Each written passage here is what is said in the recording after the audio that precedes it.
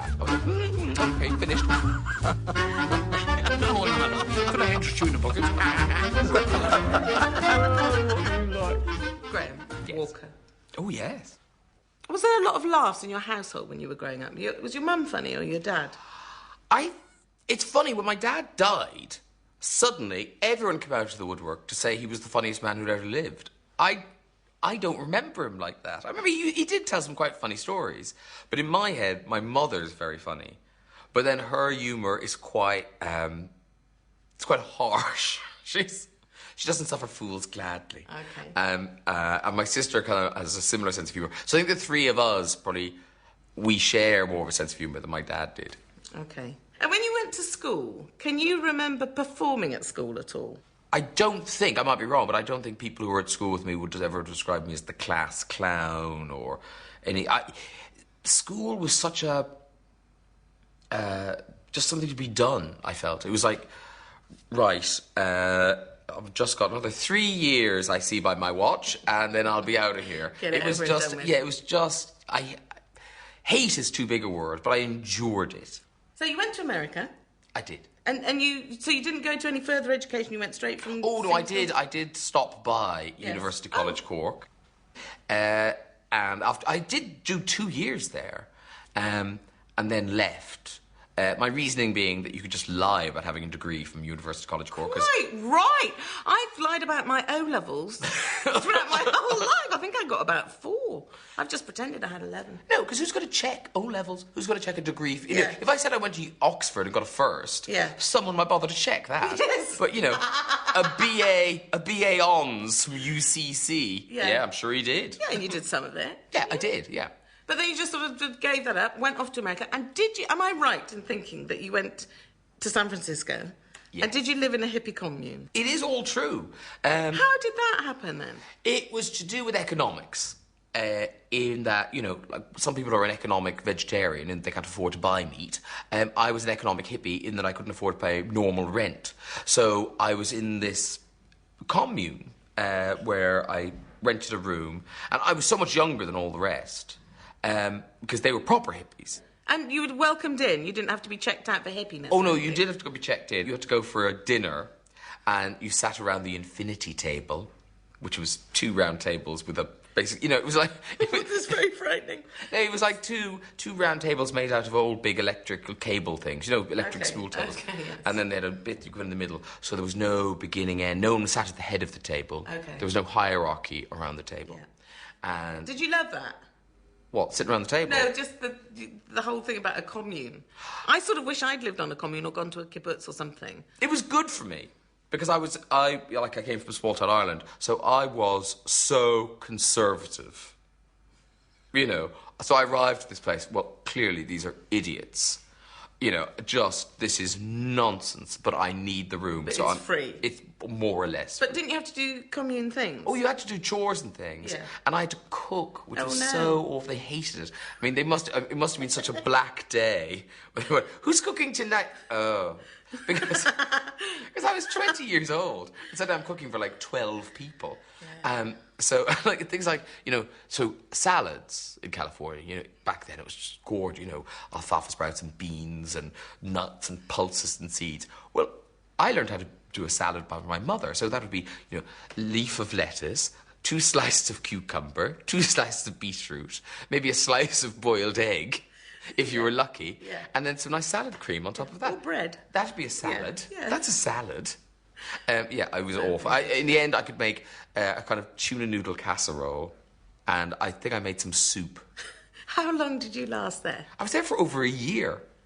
Dear God. I know. That's a lot of tuna noodle. That is. And did you have to murder anyone? Was that a requirement? No, but some of the communes we were in touch with were more sinister than ours. Ours seemed very just happy, clappy, nice. But there was one called something Village, and that had this guy in charge, and he was very strict, and we were all a bit frightened of him. And he had rules, like basically he could sleep with anyone in his commune. I love those rules, don't you? Yeah. That's the rule in my house. In my commune. Yeah, accept a dinner invitation at your peril. Yeah. You know what happens now. I'm in charge. a thing where there was no foreplay. Yeah. Obviously that bored him, so he just wrote a rule. No foreplay now. And while you're in the commune, are you creating gags? Are you making people laugh? Are you the only Brit? Oh, absolutely the only Brit. But I think probably I wasn't making people laugh there, but then I was working in a restaurant in the financial district downtown. So a totally different set of people, you know, who live in condos and were saving up for cars and getting married.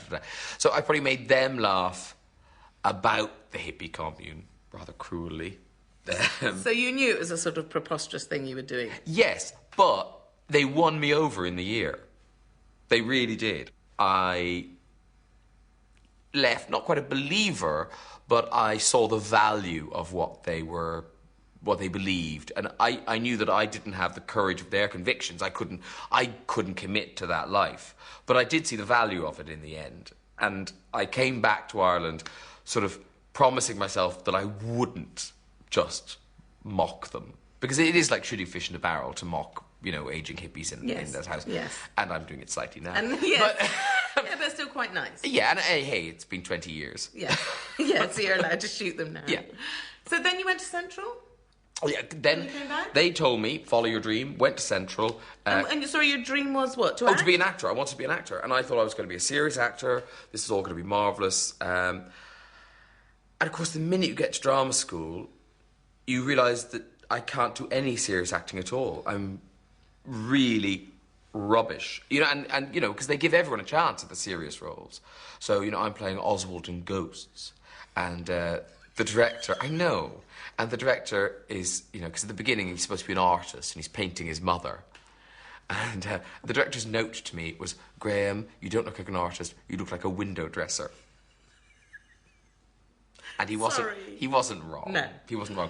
But I then discovered that, like, in improvisations, I would always go for the gag. Because I call it, oh, nothing's happening, let's make it funny. Let's have something funny happen in the room. And I also, that's cheating. That's cheating. But then you realise, oh, a lot of these dreary people can't, nothing funny ever comes into their room. Yeah. It's always, you know, something awful, you know. So would the other students on your year at Central say that you were the funny guy in the course then? One of them. Yeah, there were a few of us that were funny. And it was almost seen like cheating because we found it easy. Whereas the others were, you know, locked in the toilet crying. Well, perhaps you weren't allowing yourself to go through the break them down, build them up business that goes on there. No. I was one of the mad people in... some old play. And, at Central? Yeah.